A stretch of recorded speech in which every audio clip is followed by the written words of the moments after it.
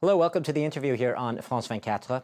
Well, it was the tweet that rocked French politics. A 137-character Twitter message from Valérie Trierweiler. She's the current partner of French President François Hollande, and it was a tweet sent to the former partner of Hollande and the mother of his 4 children, partner of 30 years, Ségolène Royal. Now, the message endorsed Royal's opponent in a very closely fought legislative race.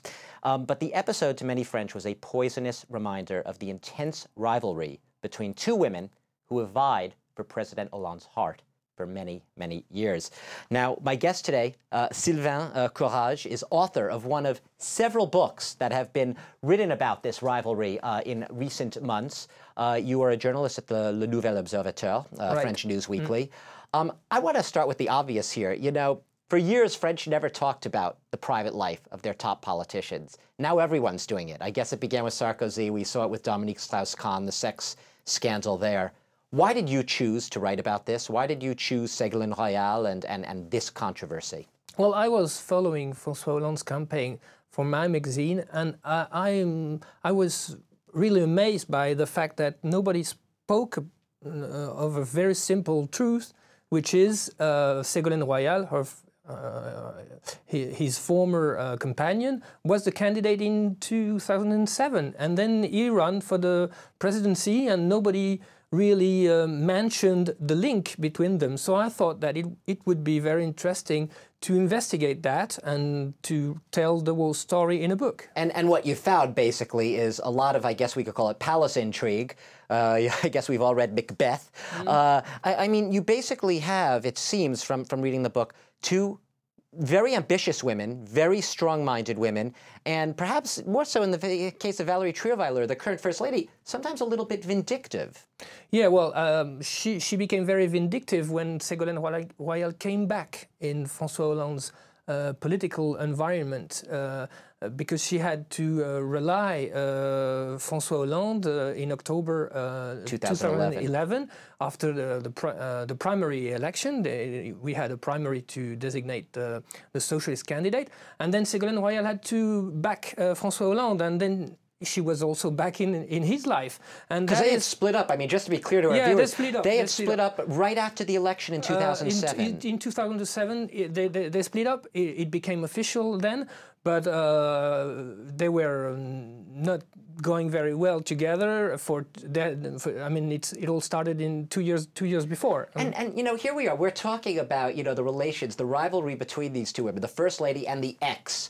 But the man in the middle is the President of France. And the obvious question is, what did you find? How is this affecting the image and the presidency of François Hollande? He's a man who's very, very private, doesn't like to mix private and public.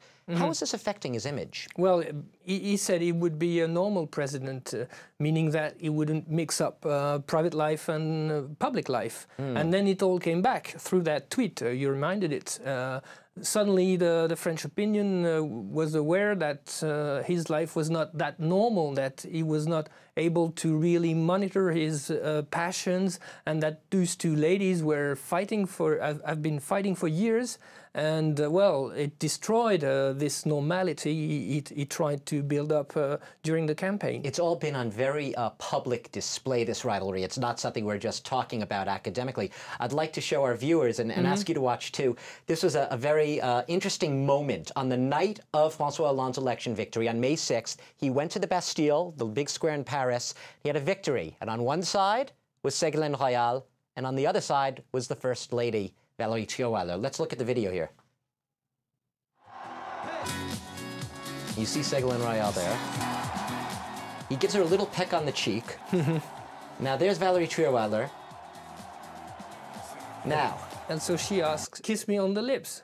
because she saw that he gave a pic to Ségolène Royal, and she wanted her share, and she wanted to be the first in his heart and in his life. But, I mean, it all it's all there. But doesn't that picture in a certain way say everything? Because I mean, here it is. This is the biggest day of François Hollande's political life, probably his life, in many ways, and even then, that rivalry is taking precedence over the politics. And so he is the man who swore that his private life would not be a problem, and it's on the scene from day one. Now, luckily, early on in his presidency, during a lot of this initial tension, he was traveling a lot. The Euro crisis, he was going to Italy, so he didn't have to spend all his time there. Is this still as intense right now? Have they managed to settle their differences? Do they have a working arrangement now? I don't think they have a working arrangement. They're thinking about it because, of course, they are trapped in this situation now. It's a very difficult time for both women because Ségolène Royal is trying to rebuild her career, and Valérie Trierweiler is a first lady without a cause. And because after this tweet, she was essentially grounded a little bit. Yeah. She was asked to calm down and not speak too much and be discreet. But that must be driving her a little. She must be very restless. She's a very ambitious woman, obviously. She's a journalist. I mean, she's a journalist, right? Like you, me. She worked at Paris Match newspaper for many years, and she's still on their staff as a culture. Is there a conflict there? Yeah, there's a conflict, and it's been a very tough debate in France because many journalists and in the public also many persons think that it's not possible to be on one hand a journalist and on the other first lady. What do you think? Is it possible to be, even if she's just writing culture columns or film reviews or theater reviews for the Paris Match, can she be that and be the president's partner at the same time? It's very difficult because I mean, it's very embarrassing for her. She has to pick her subjects, thinking of the possible interference. I mean, it's not clear. It's not a very fine way to be a journalist. Let me ask you, going back to Ségolène Royal, since she is really the primary figure in your novel, she has had quite a fall along the lines almost of Dominique Strauss-Kahn. I mean, really fell from the height. She was almost president back in 2007. Yeah.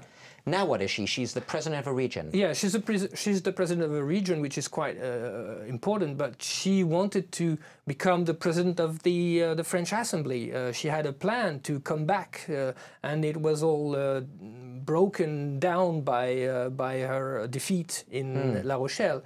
So yes, she really collapsed, and now she's at rock the bottom, as we say. Rock bottom, and she wants to come back. And François Hollande is also embarrassed by this because if he really helps her, what would he'll infuriate Valérie Trierweiler. She won't be too happy. And what would the French opinion think? Yeah, they say in politics you never die, so I guess you can't rule out. Maybe the X, maybe you'll have to update that title in a few years. You never die, but I mean, she's saying that she will come back. I mean, at the moment she's really she's a tough woman, as you reminded it. So she might find ways to come back. But I think she won't come back if the private situation is not really worked out between them. Yeah. So even on a larger level, I mean, you know, we're sitting here talking about the details of two women squabbling for the heart of a president, the affections. France is the country of Voltaire, Rimbaud, Sartre. Why are the French all of a sudden, it seems, all of a sudden talking about celebrities and the private lives of politicians? Isn't this a little petty for the French? Yeah, but I mean, they're more serious. No, it's also in our tradition. If you remember the time of the kings and queens, I mean, we had many stories like that. The Republic was not used to it, is not used to it, but it came back because the power is very personalized now, is concentrated in the president's hands, and so I think he's like a king. He's like a king. So he has the same problem. We are really looking at his life in every angle. The role of the president hasn't really changed. I mean, you remember François Mitterrand, he had an illegitimate daughter. None of the journalists, we wouldn't have even been writing. That's the change. Yeah. We wouldn't have been writing about it, right, years ago.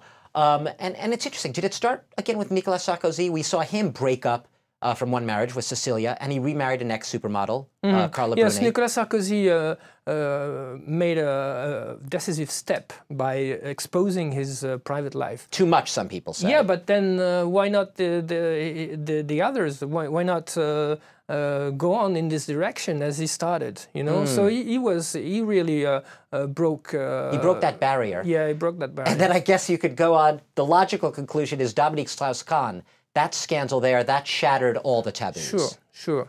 Because then it was legitimate to go into the private life, because sometimes it has very important political consequences, and we see it. And it really does. I mean, this goes into sort of one of the questions I wanted to get to. As a journalist, we sometimes joke about talking about celebrities and the private lives and calling it petty, but it's clearly important. You wrote a book about it. What do you think is the most important thing, briefly, about the private life, knowing the private life of these politicians? Well, as I told you, when it interferes with the political life, and sometimes it's very, very important. I mean, Ségolène Royal wouldn't have been the candidate if François Hollande had not betrayed her on the private side. And at the same time, I mean, when she realized him, they arranged their real estate. Right, their all their property and properties. their and so apartments. you see that it all goes together. I mean. So you can't really. I guess the moral of this here is you can't really, in the modern age, separate private and public. Well, it was clear with the Clinton in the United States. Opening up a whole nother, another day, another interview. Do you ever see Ségolène Royal and Valérie Trierweiler being maybe friends, ever? I think they're really close. I mean, they should talk, because they have many things to share. Discuss, to catch up on, I suppose. And I think it's the only way to, I mean, really come over this situation. To get over the rivalry. Yeah. Sylvain Courage, author of The X, a book about Ségolène Royal, but also about a rivalry between her and the current partner of the French President, François Hollande, a rivalry that has poisoned and infected a lot of French public life, and the French are fascinated. Thanks for being my guest. Thank you very much. And thanks to all of you for watching the interview here on France 24.